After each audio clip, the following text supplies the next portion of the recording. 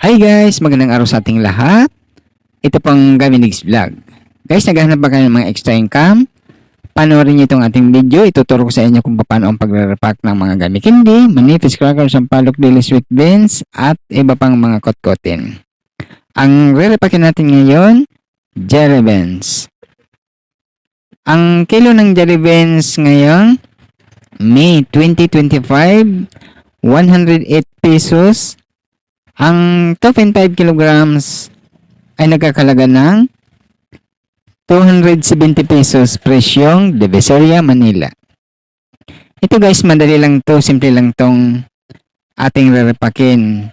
Kailangan lang, kung mga baguhan lang kayo, pumunta lang kayo sa mga palengke kung saan man kayo mga lugar. Hanapin niyo yung mga tindahan ng mga nagtitinda ng mga kotkotin, yung mga fish cracker, mga gummy candy, mga mani. Andun to mabibili ang mga ganitong klaseng mga kotkotin guys. Pero kung andito man kayo sa Metro Manila, pwede rin kayong pumunta ng Divisoria, Manila or sa mga palengke na malapit lang sa inyong mga lugar. Ito guys, ang ating kailangan lang, meron kayong sealer, yung kung paano ito isi-sealed or isasara.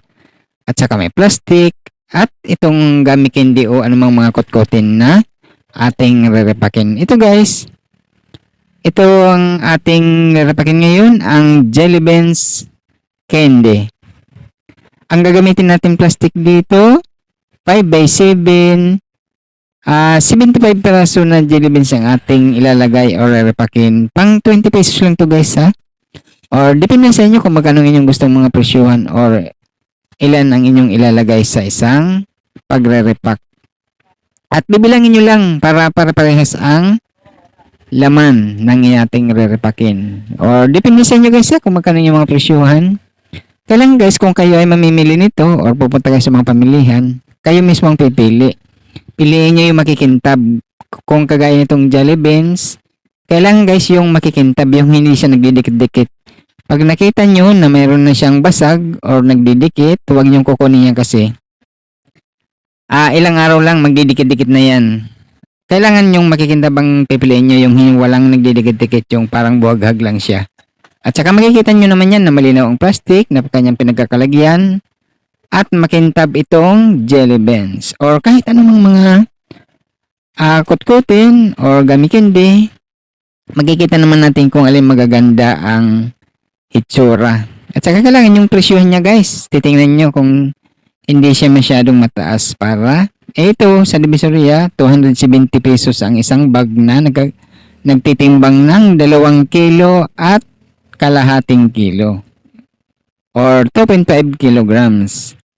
Ang isang kilo nito guys, nagpe-presyo lang ng 108 pesos.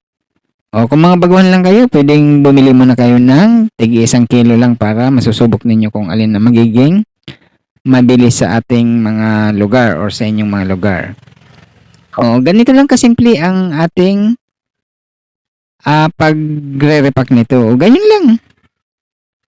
O kailangan lang yung makapal na plastic ang gagamitin natin yan guys ha. Yung malinaw na plastic yan. O ganun lang, di ba? Napakadali lang to gawin. Walang kahirap-hirap ito kasi hindi na tayo magluluto. Basta't may puhunan lang tayo. O yun na. O bago naman natin to guys i-sell, kailangan bibilangin nyo muna kung magkano inyong mga puhunan at magkano inyong gustong tubo. Diyan pa lang sa pagre-repack natin, makikita na natin kung ilang nating tutubuin dyan. Pwede nyo naman yan bawasan or dagdagan sa inyong lalagay sa plastic. O basta't bago ninyo i-sell, bilangin nyo muna kung magkano inyong gustong tubo at kung magkano inyong mga presyuhan. Yan, ganun lang ang ating may babahagi sa inyo guys ng mga technique dito sa gummy candy or mga kotkotin na pagre-repack. O ganun lang, di ba? Napakadali lang. Ito guys, lalo na itong mga gummy candy, mabili ito ngayon. O lahat ng mga nasa video ko, lahat yan na mabibili.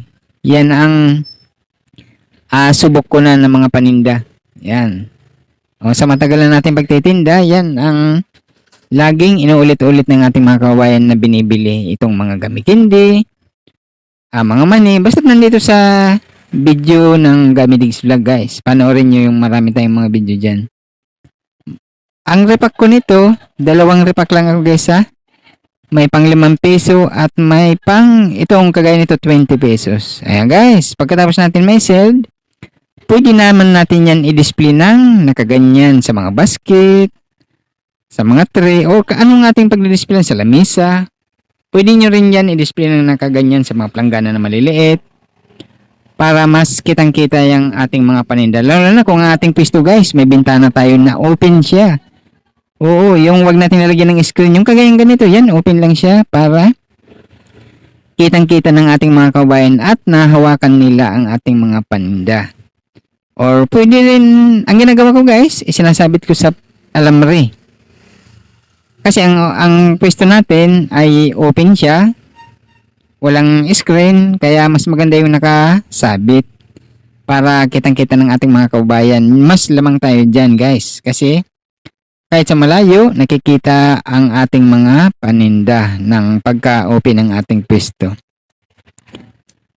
Yun lang, mas magandang ganyan guys na nakasabit sa alambre kasi kitang-kita kahit malayo. Yan na, tapos na natin sabit. Guys, nagpapasalamat ang Gamidigs Vlog sa lahat ng mga subscribers at lahat ng mga nanonood sa mga video ng Gamidigs Vlog. Thank you guys. Kung magustuhan nyo ganitong klaseng video, please like, share, and subscribe at gawin nyo rin mga pagtitinda ng mga kutkutin para lahat tayo ay kumita. Thank you guys. Bye!